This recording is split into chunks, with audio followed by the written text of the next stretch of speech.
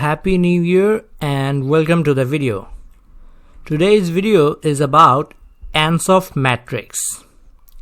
What is Ansoff Matrix? It is a tool that has 4 business strategies that companies can use. What are these strategies about? These strategies are about growth of a business. You see, when you are trying to grow your business, the Ansoff Matrix, also known as the Ansoff model, is a very useful tool you can use.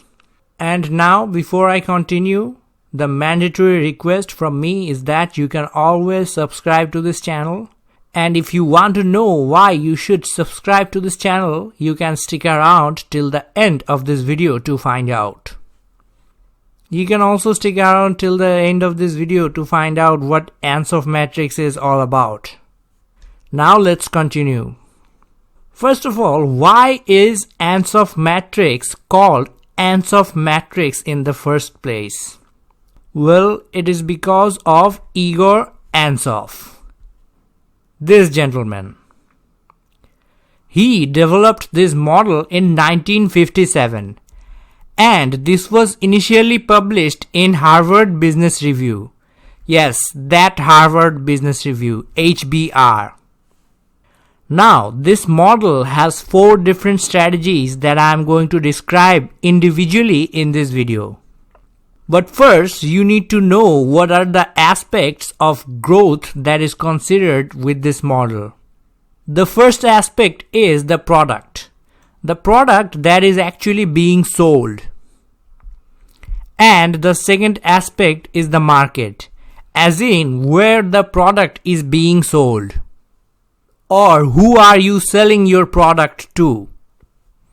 Now, first of all, you have the market penetration strategy. In this strategy, you have the same product in the same market. That means that you are going to try and see that the people that were buying from your competitors start buying from you. And the people that were already buying from you keep buying more and more from you. So, how do you actually make people switch to your products from your competitors? First of all, you can decrease the price of your products. That is always going to attract new customers. But don't decrease it too much, or people are going to think that there is something wrong with your brand and the brand value will go down. You can also refine the product that you are selling to the people. You can make it better than the competition. That way, people are likely to buy from you even if your product are a little bit pricier than your competition.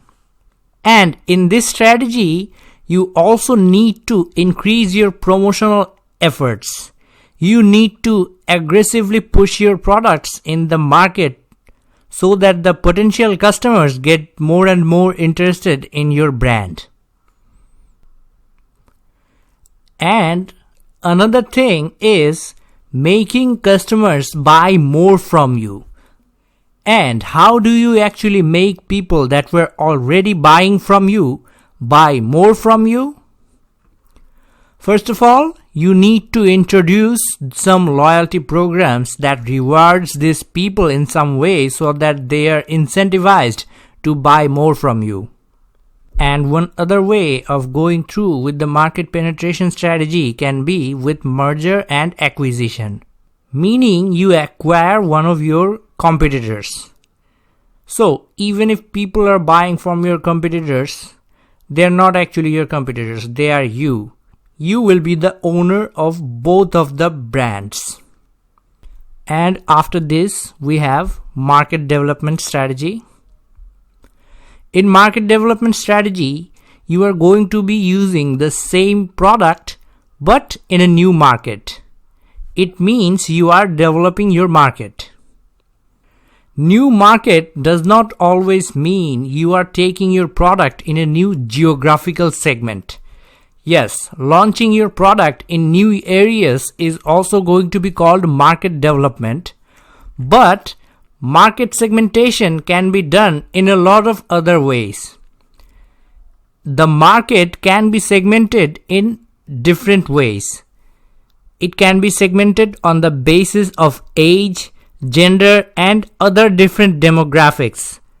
It can also be differentiated on the basis of lifestyle, income level, and even behavioral traits of the people that are likely to buy. You can try and push your products to various different parts of the market that previously you were not doing your business in.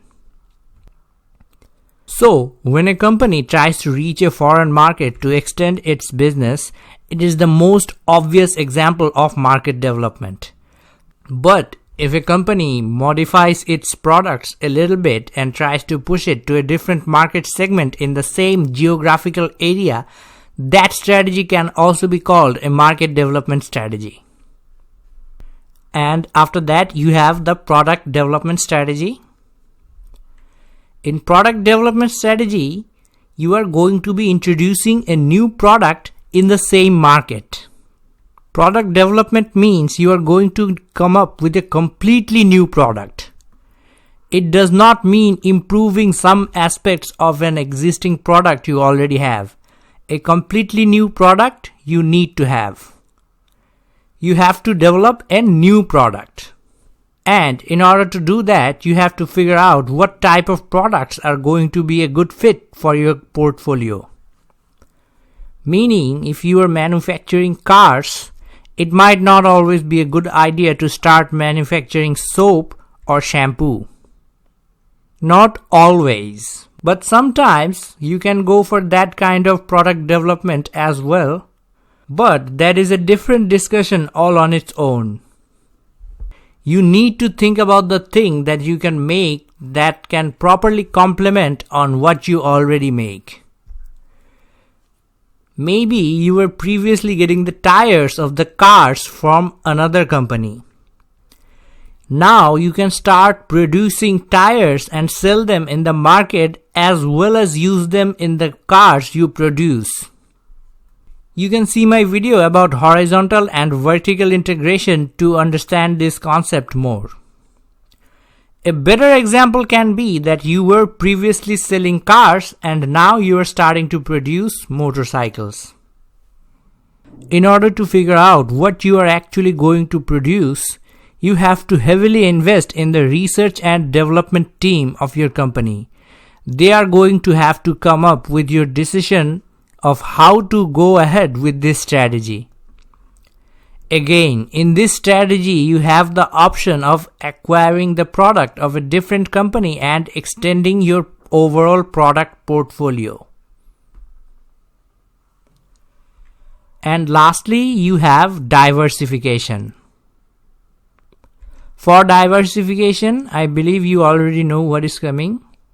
In this strategy, you are going to make a new product and you are going to sell it to a completely new market. In terms of risk, this is actually the riskiest of all four of the strategies in the Ansoff Matrix. You have to have well-researched backing your decision of selling something completely new to new people. Diversification can also be divided into two categories: related diversification and unrelated diversification. The names are a pretty good indicator of what they are, I believe. Related diversification is where you sell new products that are still somehow related to what you are producing before to a new market, not the same market. Diversification, always new product, new market. The product portfolio has the benefit of creating a synergy between the products. For example, maybe you were producing leather shoes before and now you start producing leather wallets. You are not straying too far away from your core material you were producing before, but still you are producing new products and to new market. Remember that, new. And for unrelated diversification, on the other hand, there are no potential synergy to be realized.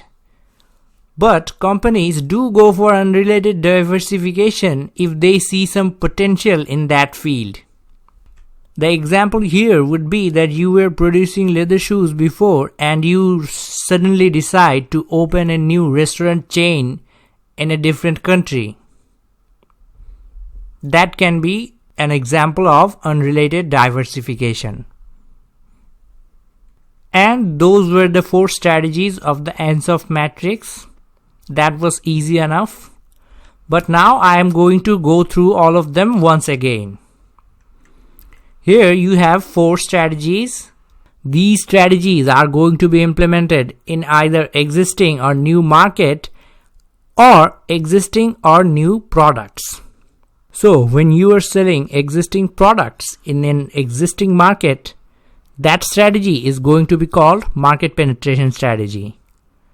And if you start selling new products in existing market, that will be product development. New product. You are developing a new product.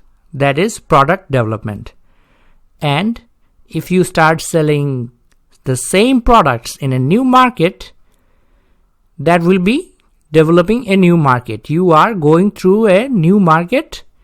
That strategy is called market development. And the last strategy, the riskiest strategy, you are going to be selling new products in new markets. That will be called diversification strategy. There, I believe it was easy enough. Once again, I would like to repeat that all of these strategies are actually growth strategies for a company. And with that, I would like to end the discussion for Ansoff Matrix for today. And for the bonus part, I would like to say that Spanish for it's my job is es mi trabajo. Es mi trabajo. And that was the official end of this entire video. And I have said before in the beginning of this video that if you want to know why you should subscribe to this channel, you should stick to the end. If you subscribe to this channel, whenever I upload in the future, you are going to get notified. And the thing with YouTube is, if you don't get notified, you might not be able to see my videos ever again. And I will post future videos. As I have already said before in my other videos that I am really close with completing a complete series of strategic management. I am excited for that. And I am also really close with cognitive biases and mental models. And I have introduced more series that are only starting. So if you subscribe, you are going to get all of that notifications in your notification tab. And you will be able to enjoy my future content. That's it. That's all I wanted to say. And of course, if you subscribe, it will make me very happy. And lastly, I hope you learned something new today.